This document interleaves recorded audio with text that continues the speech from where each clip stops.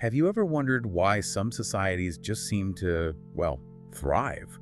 Why one nation innovates and prospers while its neighbor maybe grapples with perennial poverty or conflict? Today, we're diving deep into some really fascinating material on the invisible engine, how trust drives progress. Our mission here is to pull out the core insights, maybe some surprising facts that, really explain this big difference. And what's really striking, I think, is that the main answer isn't about natural resources or even geography, like you might assume. The economist Kenneth Arrow, he put it well. He said, trust is an essential lubricant of a social system. So this deep dive, we're going to uncover how trust isn't just some nice social idea, but actually a tangible, measurable force. It directly shapes the nation's wealth, its health, and crucially, its stability. Okay, right, let's unpack this then. The sources seem to paint a pretty stark picture. Trust isn't just a nice to have, it's like a hard metric that powerfully predicts how well a society does. Absolutely, and you can see it in the data. If you look at the latest World Values Survey, you see over 60% of people in places like Norway and Sweden believe most people can be trusted. Now, contrast that with, say, Brazil or Peru, where it's less than 10%. That's a huge gap. Less than 10%. Exactly. And this isn't just, a random difference. It directly links to higher GDP per capita, stronger democracies, less corruption. It really shows how trust underpins all these successes. When people basically believe in each other and their institutions, the whole social engine just runs, smoother. It creates this powerful feedback loop, fueling growth, strengthening democracy, and sort of naturally discouraging corruption. That link is powerful. But let's connect it to something more recent, something we've all kind of lived through.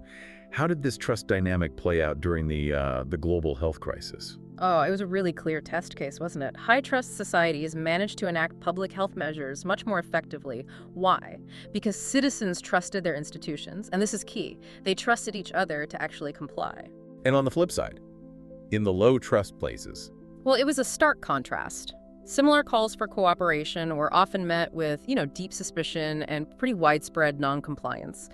There's a 2024 report, I think, in Frontiers in Psychology that really highlighted this. It said, well-placed epistemic trust in public experts is more valuable than mere reliance because it offers greater resistance to sophisticated disinformation. Epistemic trust. Mm-hmm. Okay, so that's basically trusting someone's expertise, their knowledge in a specific area. Exactly that. It's trusting the validity of what an expert source is telling you. And as these sources show, that kind of trust is a crucial shield against, sophisticated disinformation campaigns. It really makes you wonder, though, how does this invisible lubricant actually work day to day to create such big differences? Yeah, and the link isn't mystical or anything. It's actually a series of pretty tangible, interconnected mechanisms. We can understand how trust works by looking at, say, 3 core pillars of any functioning society. Right. So how does it translate into actual benefits? Let's start with the economy. The sources talk a lot about trust lowering transaction costs. What does that actually mean for, someone trying to run a business? Okay, think about it this way. In a low-trust society, every deal, every transaction needs extensive safeguards. You need layers of lawyers, really complex contracts, maybe exhaustive background checks. Yeah. It's basically a trust tax. It just drains valuable time and resources that could be used for something else.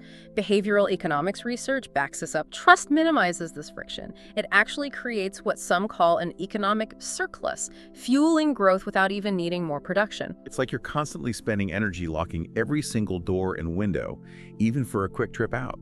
That's energy you could be putting into, tending the garden. The sources use this tale of 2 startups example, which is pretty vivid. Imagine identical startups. One's in Denmark, high trust, the other somewhere with low trust, the Danish one. Maybe operates on a handshake, focuses its energy on innovation. The other one is just bogged down, right? Litigation worries, securing assets, investors demanding higher returns because of the risk. This trust tax, it really hits businesses hard, as places like the World Bank point out. Okay, so beyond the economy, how does this invisible engine affect something as basic as governance? Stability. Oh, it's absolutely critical there too. When citizens trust their institutions, their leaders, you just see much higher compliance. People are more likely to follow laws, pay their taxes, participate in civic life.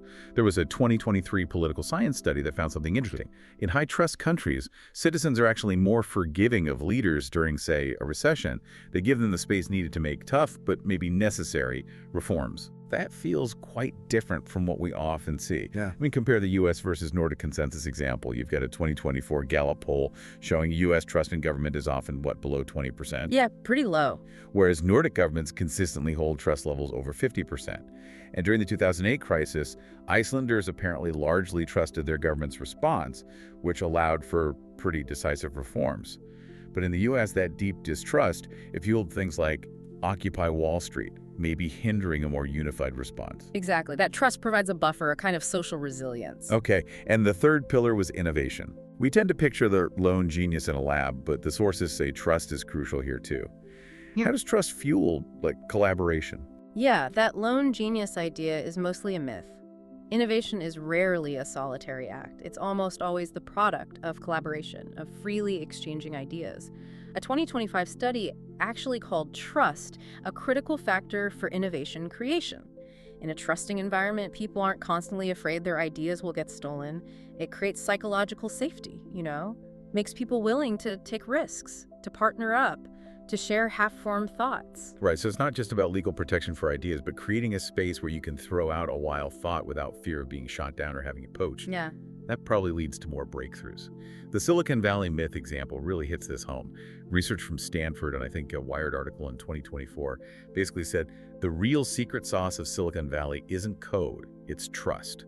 It's this culture of paying it forward, a basic belief in the integrity of others that lets ideas flow and risks be taken quickly. Precisely. That informal trust network is incredibly powerful.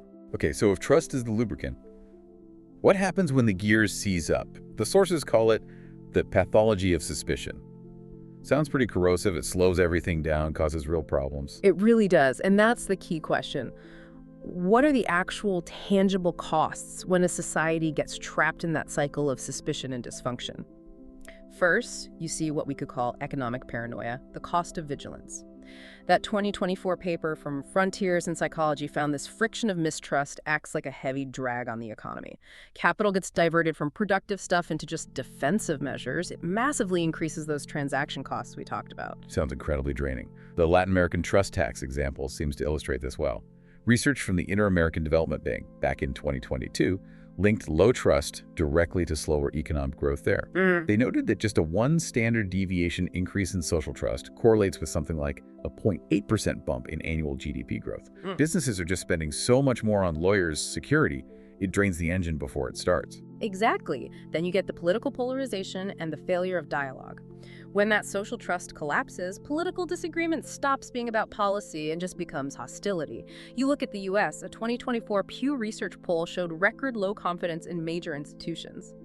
And this perceived polarization directly eats away at social trust. People stop seeing opponents as fellow citizens with different views and start seeing them as, enemies. Which leads, I guess, to an ungovernability crisis. A 2023 King's College London report linked economic stagnation in some EU regions directly to high levels of distrust. It's a vicious cycle, right? Stagnation fuels distrust, and the distrust makes it impossible to implement policies that might lead to growth. Crises just become chances to score political points, not problems to solve together. That's it precisely. And the third outcome is social disintegration. That 2025 Pew Research report linked falling social trust to people perceiving more community problems, crime, poverty, lack of jobs. When people feel unsafe or insecure, what do? They withdraw. They pull back from civic life, community bonds fracture. It weakens the whole social fabric. The sources use the Soviet disintegration as a pretty stark historical warning for you, the listener. It was almost like an unintentional laboratory of mistrust, wasn't it? Suspicion was baked into the system, and that led straight to economic collapse, distorted production numbers, people hoarding resources, no real innovation because nobody trusted anyone. A system built purely on control and suspicion just collapsed under its own weight. A powerful lesson, definitely. But okay, it's not all doom and gloom. The sources do offer a kind of blueprint for rebuilding trust. They argue it's not just something that happens organically, but it's an act of deliberate design. Exactly, and it takes patient, sustained effort on multiple levels. First, you need trust from the top down. That means reforming institutions. People's confidence in government is directly tied to how effective, transparent, and frankly honest they perceive it to be. The OECD really emphasizes this. We saw the fallout from Partygate in the UK, right? An Ipsos poll showed something like 2/3 of people didn't think the government was behaving ethically. And the Institute for Government recommended concrete steps, a clearer ministerial code, independent investigations things to actually rebuild that confidence. Tangible actions matter. They absolutely do. And look at the Boston Police Department example. After some tough times with community relations, they launched a Bureau of Community Engagement, things like Coffee with a Cop events. A 2024 analysis in Police Chief magazine noted that this kind of proactive, non-enforcement interaction is crucial for building real relationships. And guess what?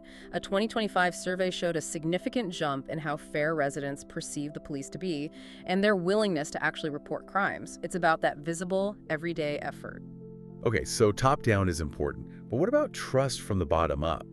Rebuilding community connections. The sources talk about social capital. Right, social capital. Think of it as that invisible web of connections, the goodwill, the shared understanding that makes a neighborhood or community actually work well together. St. Albert, Canada has this neighborhood connection program. Simple stuff, really, block parties, shared activities. But these small acts build connections. And that paid off massively during the pandemic because neighbors already knew each other. They could look out for one another. It's a really practical, scalable idea. Or think about the UK's social prescribing model.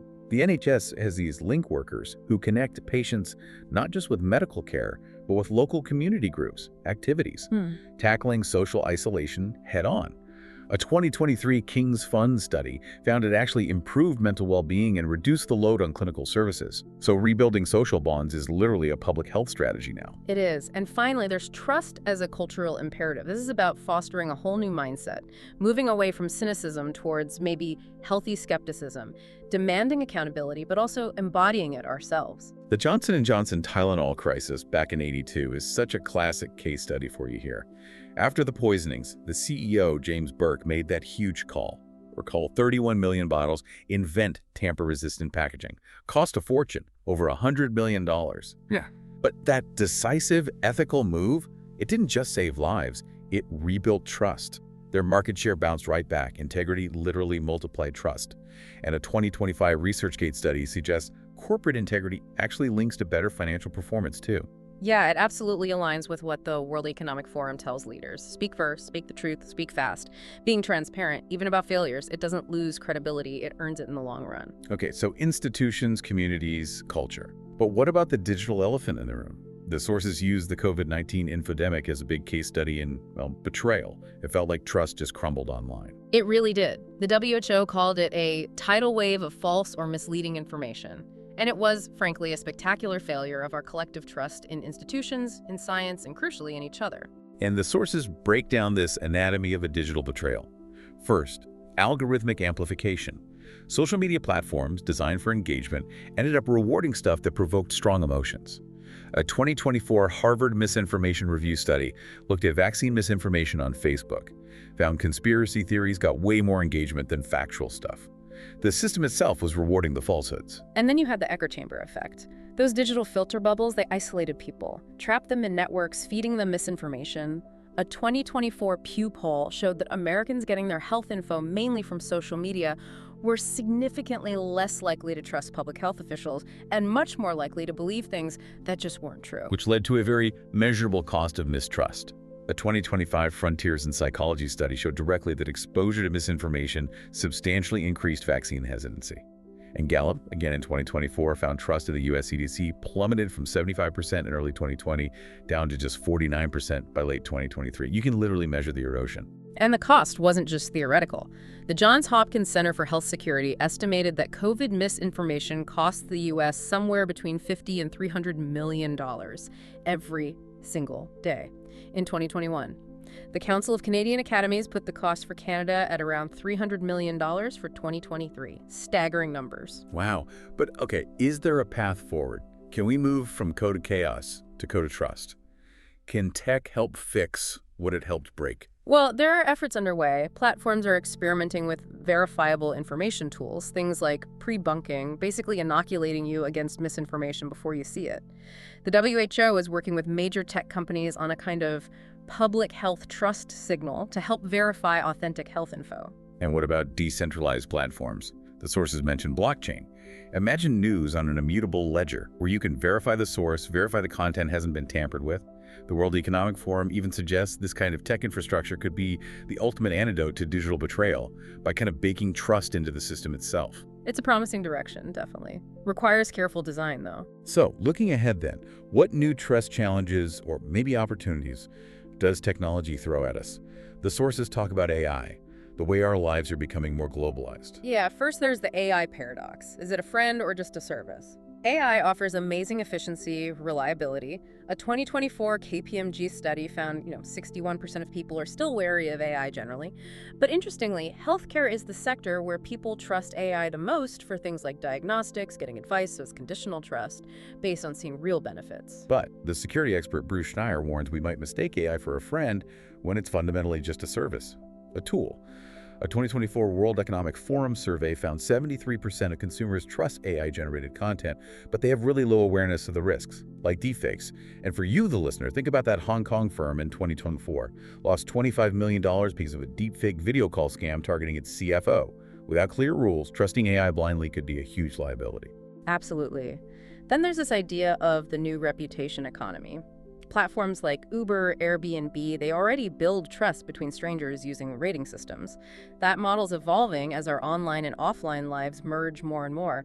We might be heading towards more universal reputation scores. And the prime example the sources point to is China's social credit system. The stated goal is to boost societal trust by rewarding trustworthy behavior, maybe faster loan approvals, and punishing untrustworthy behavior, like travel restrictions. But researchers, like those from Queen's University Belfast, point out this fundamentally changes trust. It stops being a social bond between people and becomes a metric controlled by the state. Which leaves us at a real fork in the road, doesn't it? Do we let opaque AI and centralized reputation systems create misplaced trust or even controlled trust? Or do we push for transparent, accountable, maybe decentralized systems where individuals actually control their own data and reputation? It's becoming a human versus system battle for who controls trust. Okay, deep breath.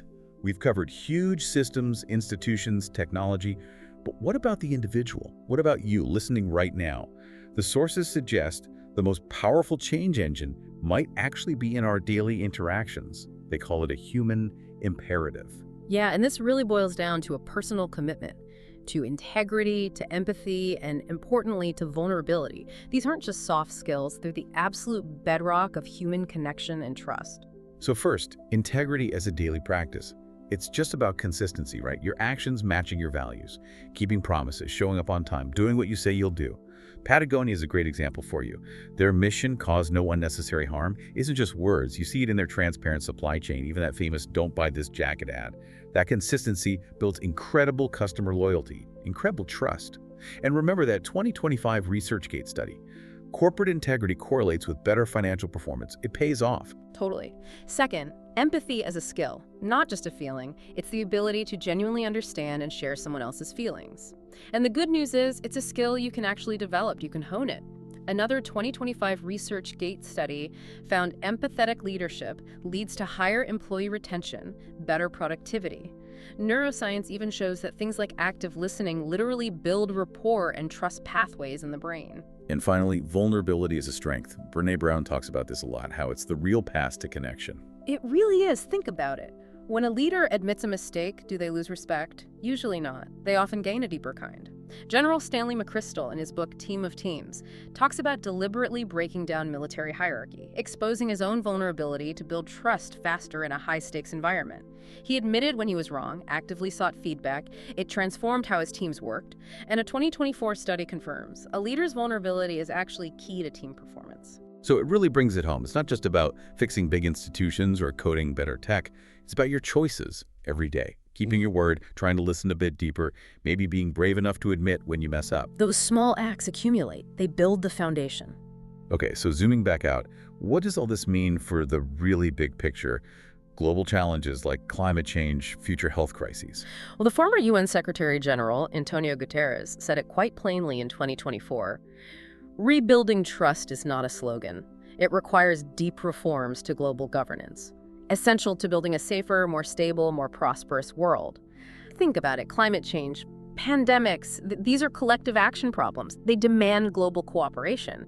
And that cooperation is simply impossible without a baseline of trust between nations, between institutions. The trust-based global economy isn't just a nice idea, it's a real concept. The World Economic Forum's 2025 Global Risks Report. It identifies geopolitical fragmentation, which is directly linked to lack of trust as the #1 immediate risk. It says this fragmentation has basically flatlined progress on shared challenges. And the World Bank estimates over $600 billion in lost global income annually just from increased tariffs, which stems directly from a lack of international trust. And conversely, research shows that political trust is a key predictor of whether countries will even enter into and then stick with trade agreements. The success of huge international agreements like the Paris Agreement on Climate hinges entirely on nations trusting that others will follow through on their commitments. A 2025 European Institute report noted that public skepticism about government climate action stays really high unless that foundational trust is there. So this all leads us to what the sources call a final reckoning, a choice of systems. Yeah, the core argument running through all this material is that a trusting society isn't just nicer, it's a genuine competitive advantage. It leads to more economic prosperity, more political stability, stronger social cohesion. There was even a 2025 ResearchGate study that found a significant link between a country's social trust levels and its Human Development Index, that's the measure of health, education, living standards. Trust literally correlates with a better life. So you, the listener, face a choice between two potential futures, right? We can double down on suspicion, build more walls, retreat into our own silos, or we can learn from the past, use these new tools wisely, and recognize that our shared destiny really depends on our shared ability to trust each other. Kind of a quiet revolution, and we all have a part to play. So we've taken a pretty deep dive into these sources today, uncovering how trust really is this invisible engine driving human progress. From fueling economies and keeping governments stable, to sparking innovation, right down to how we treat each other every day. Trust seems to be the fundamental currency. Yeah, and we explored the flip side too, how its absence creates that pathology of suspicion. We saw it in economic paralysis, political gridlock, and the real quantifiable costs, especially amplified in our digital world. But crucially, we also saw there's a blueprint for rebuilding. From institutional reforms like the Boston Police Department's community engagement to grassroots initiatives, and that powerful example of ethical leadership from Johnson & Johnson back in the day. And looking ahead, the future demands we be really conscious about designing trust into our technology, into AI, into digital reputation systems, while also remembering that human imperative practicing integrity, empathy, and even vulnerability in our own lives. So what stands out most to you after all this? The sources wrap up with a pretty powerful thought. The future belongs not to the fastest or the strongest, but to the most trusting. Makes you think, doesn't it? As you go about your day-to-day, maybe consider, what's one small act of trust you could build or contribute to? How can you help pave the way, just a little bit, towards that more trusting and maybe more prosperous future?